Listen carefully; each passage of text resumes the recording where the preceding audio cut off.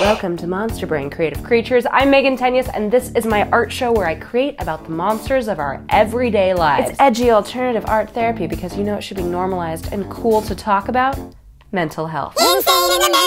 Let's talk about it. Today's monster is large, intimidating, and does not understand the concept of personal boundaries. And once it gets to you, you'll see virtually no chance for escape. Buckle up and note your exits now, because this is the crowd anxiety monster.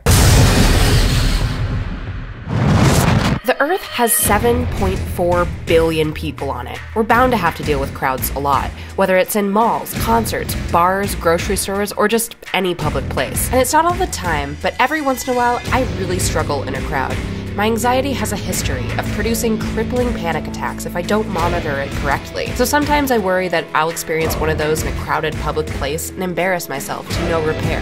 To me, this feels like the crowd morphs into thousands of monsters, making up one big collective monster that slowly closes in and consumes me while it points, stares, and laughs at my discomfort. Some people battle with this monster on an even bigger and frequent level than I do, and can even be diagnosed with agoraphobia, which is anxiety in situations where the person sees their environment as dangerous with no easy way to escape. The most popular method of dealing with agoraphobia, or fears of crowds, is exposure therapy, and I'm completely fascinated with it.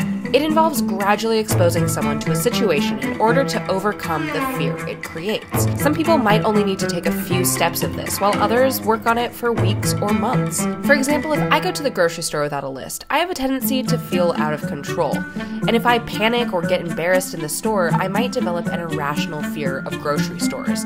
Instead of avoiding them at all costs, my therapist might help me create a schedule of gradual exposure. Say, twice a day I go into a grocery store when it's not very crowded, walk around for a few minutes, and leave without buying anything, gradually working up to buying a couple items each time.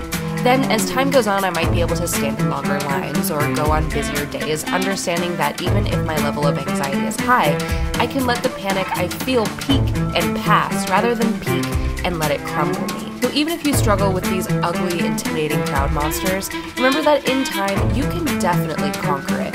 And be proud of yourself for every little success you experience along the way to defeating this fear.